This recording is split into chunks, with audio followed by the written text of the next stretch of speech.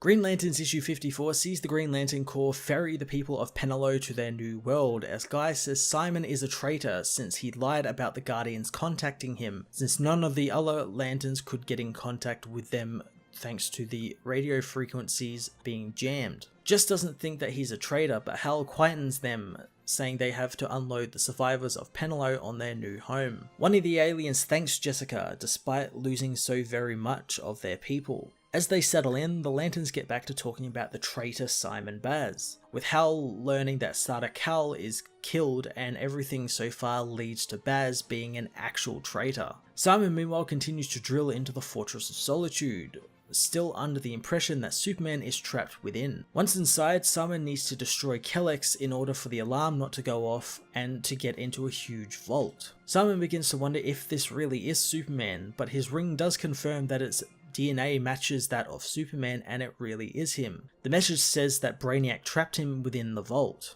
Simon manages to open the vault and is immediately attacked by the cyborg Superman, who blasts him clear of the fortress. Approaching Simon, Hank grabs his ring hand, saying he controls his ring thanks to Simon unknowingly wearing the Phantom Ring. Donning the ring, Cyborg Superman proclaims that he has invaded the central power battery and now owns the entire Green Lantern Corps. Simon says that that's impossible, but Hank says that it's not impossible for someone who can project their consciousness into technology and control it. He tells Simon that he broke free of the dreamscape Superman trapped him in after their last fight and begun extending his consciousness beyond the cell and into the Kryptonian tech, and soon out into the galaxy, where he found his old friends the Green Lanterns. As the two men fight, Simon learns that Hank invaded the power battery on Mogo and uncovered the Phantom Ring's existence. He also tricked Carter Sal into removing the ring from the vault since he thought it might be in trouble, and when the Guardian did, Hank used his sheer will to activate the ring and kill Carter. Simon was the first to arrive to find Carter dead, so Hank slipped the ring onto the Lantern, using it to manipulate him into helping him and bringing Cyborg Superman the ring. Beating Simon, Hank says that recharging the rings allowed him to infect them and sow distrust and deceit between the Lanterns, and use them for his own bidding. Hank says that he should kill Simon, but he freed him and made the cyborg more powerful, and because of that, he will be allowed to live with the knowledge that he was the death of the Green Lantern Corps. After the cyborg Superman leaves, the bloody Simon manages to get up and head into the fortress, saying it's all his fault and he can't trust his ring now, so he'll have to rely on the gun from inside the fortress to overcome that. Green Lanterns issue 54 finally reveals how cyborg Superman was able to pull off his total control of the Green Lantern Corps and manipulate Simon into helping him. It's great that Hank has become sort of the bane of the Lanterns again and a slightly more cosmic villain again. I always liked him when, through Sinestro Corps War, he was a bit more cosmic and wasn't just fighting Superman or something. He was doing all this other stuff in space and everything, and I really like that. I think that's really different for the villain. It was great that Dan Jurgens also brought it back round to connect with the Phantom Ring storyline and had the ring return. And it's also a good use of continuity with the book, and I'm really excited to see what's going to happen to Simon now, since he,